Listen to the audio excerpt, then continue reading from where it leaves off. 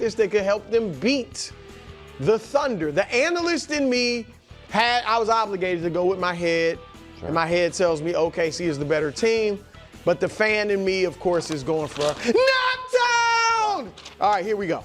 At number 1, the first thing they got to do, Nick, Tyrese Halliburton has to be a superstar. All right, and against the Thunder, he's not even been a star. No, he's been bad. 2 games. Barely been a starter. Wow. Like in his 4 games, last 2 years, because these 2 teams, these 2 teams both have made the playoffs 2 years. Yeah. So these 2 years they've been together essentially. 12 points a game, 8.5 assists. You'll take that. You know the shooting numbers aren't bad. 3-point is down, but this year was even worse. This year, Nick, they went 0-2. Yep. Halliburton averaged 11 points and 5.5 assists. That point total or average, lowest against any team in the league.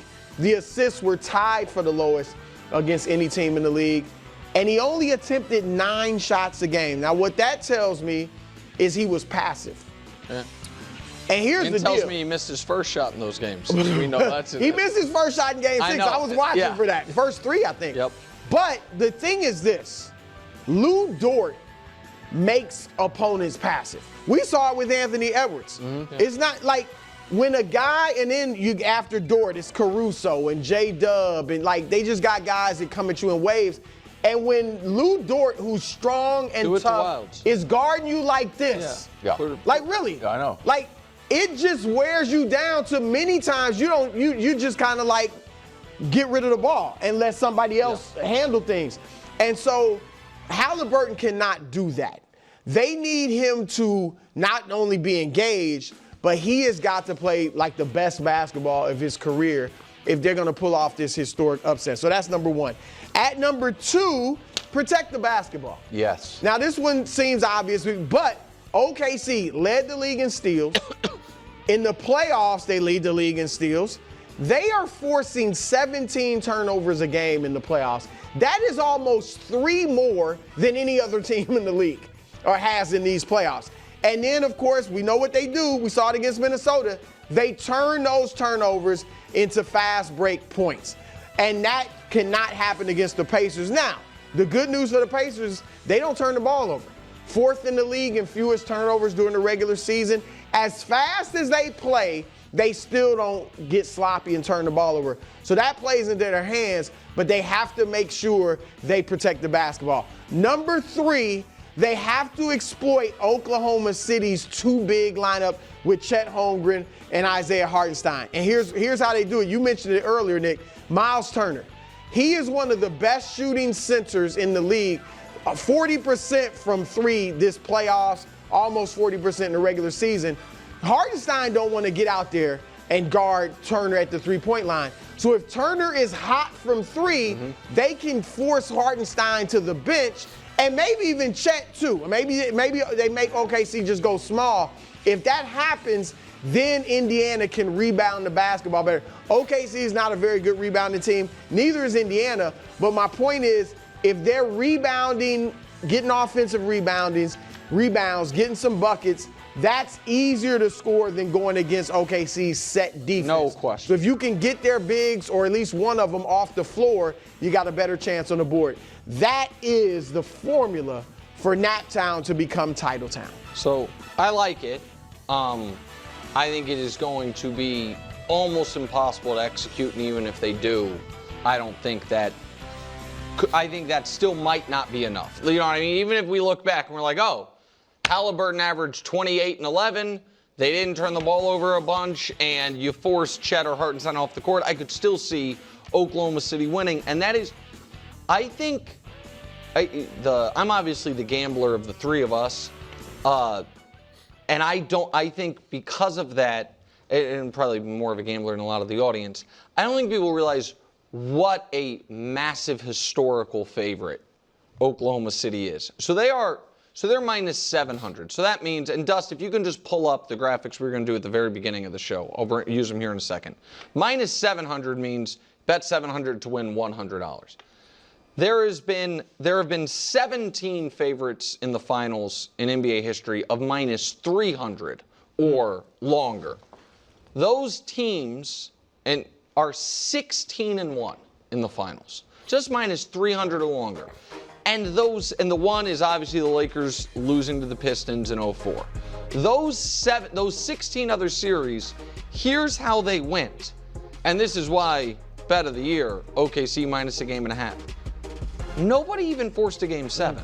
Wow. 3 were sweeps, 6-5, 7-6, 0 game 7, and then the one big upset. Okay. And let me ask this question. Who cares? Who cares? I really wish I could just make a video and just say, who cares? And then just sit here for 10 minutes. Because it's just like, who cares?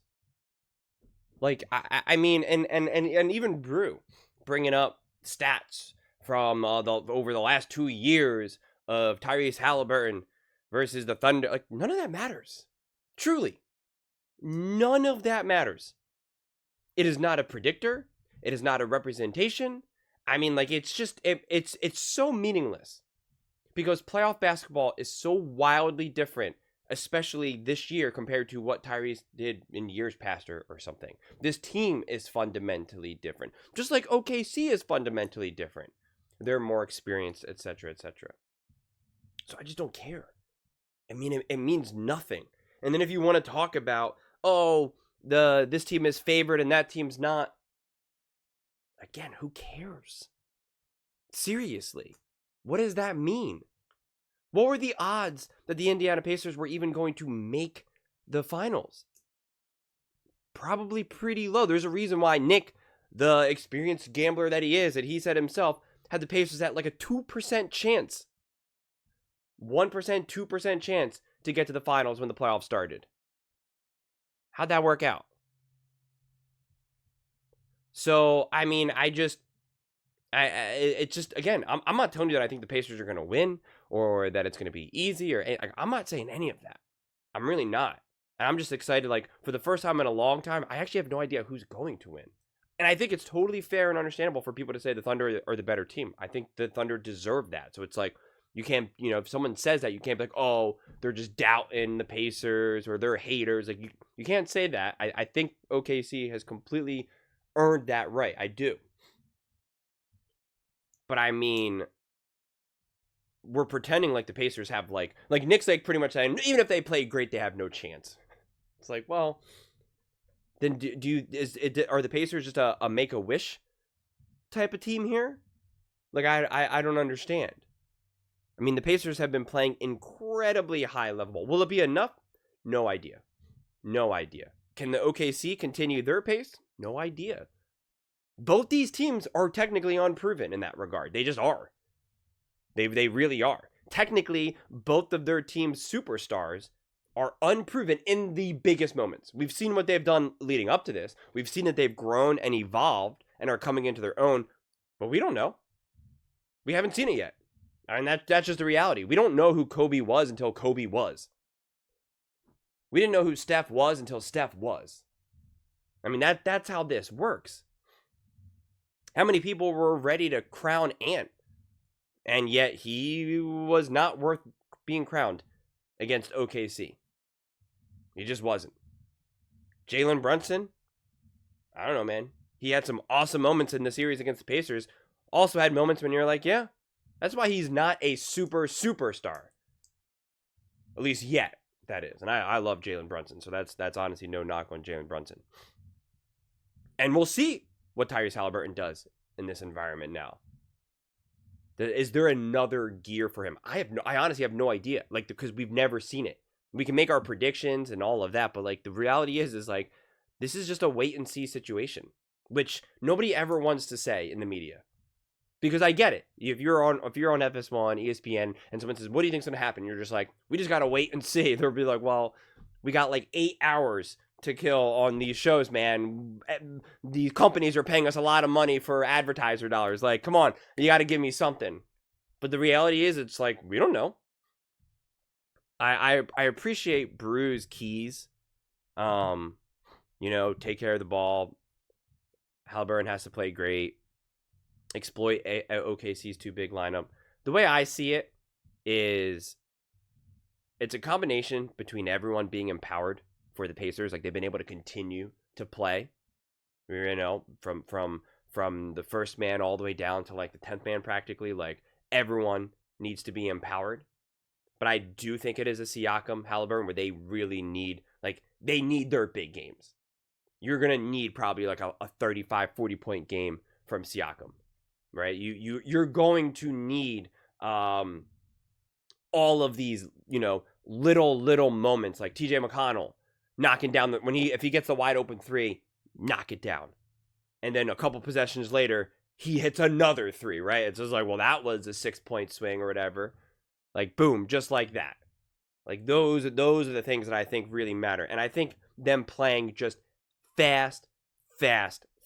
Because remember, both these teams are still very young in the NBA world. And I think if you're playing a really sped up, fast-paced game in the NBA Finals, it's really going to be kind of like, who's going to crack first? Who's not going to be able to handle it? Who's not going to be able to handle the speed of it? And understanding, you know what, we're down by 6. I missed a couple shots, and yet there's no time for me to breathe, and the game is still going. Are you going to get the ball, and now you're going to force a layup, force a shot, airball a 3, or are you going to still be smart and let the game come to you and still play in rhythm of the game? It's like, who's going to blink first? And that's the thing. I don't know who it is going to be, which is why I'm wildly excited to find out. I mean, I'm confident that the main players will come to play, right? Tyrese, SGA, like I'm sure of that. But this is where someone like Siakam really earns his teeth, because he's been around. He's done this. He's won a ring. This is where Caruso earns his stripes. He's been around. He's got the experience. Like, you know, it's just, to me, it's going to be like, I don't know, which role players kind of blink first? Which team feels most empowered beyond just their superstars? And which superstar blinks first? Like, to me, this is really a matter of who can handle this moment the best. Who can handle the ebbs and flows? And quite frankly, both teams have really shown that they're capable of doing that in the lower levels of throughout the playoffs. But I think the Pacers have done it more, quite frankly. I know OKC was pushed with the Nuggets and whatnot, and that's for real. That's for real. But I don't know. I don't think the Timberwolves was a hard series by any stretch of the imagination. I think Ant carries such bravado and such popularity, and I think Ant is an awesome player. He's just not there yet. He's like 23 years old. He's just clearly not there yet. And he's shown a lot of progress, but I think the Warriors were easily going to beat them, and would have been, not like easily beat them, but I think it would have, I think the Warriors should have been the team that OKC played. But the Knicks were the right team for the Pacers to play. And they got everything out of that Knicks series. They experienced literally everything you possibly could in a series. And so I'm excited to see what that experience does for them. I think there was a ton of growth in that series. And I think there was a lot of these other players that got empowered throughout and got really necessary experience both on the road and home. So, yeah, this is one of those games that I feel like it's almost a shame that it's not, you play one game home, one game away, like 1-1. I mean, I'm happy it's not, but it just, I need to see both. Like, I feel like game 1 is going to tell us a lot, but it's really game 1 and game 3 to me. Which you can say that about a lot of series, but it's going to be so tempting it's going to be so hard to not jump to conclusions. Honestly, it's going to be so hard to not just be like, oh my God, because I honestly, and this isn't a cop-out, I genuinely can see this game going in every direction possible. I could see an OKC win pretty convincingly. That Indiana just can't get it going. I could see it the opposite way. OKC just can't get it going. SGA's not getting the calls. Indiana wins pretty easily. I could see it being a buzzer beat. I mean, like, I could just see it. I see all the options, honestly. Sometimes I don't. Sometimes I'm like, oh, this is clear. In this regard, I'm just like, man, I got no idea. I see every possible outcome here. So I'm not gonna rush to try to make like such a firm take just so I could be like, I have a firm take, OKC in 6 or something. Like, I'm just not going to do that. But what I do push back on is this whole idea of like Indiana has essentially no chance. Like that, I'm kind of like, you can believe OKC is the better team. Totally fair, totally deserved. But to try to pretend like Indiana is just like kind of just like, gee whiz, we're lucky to be here.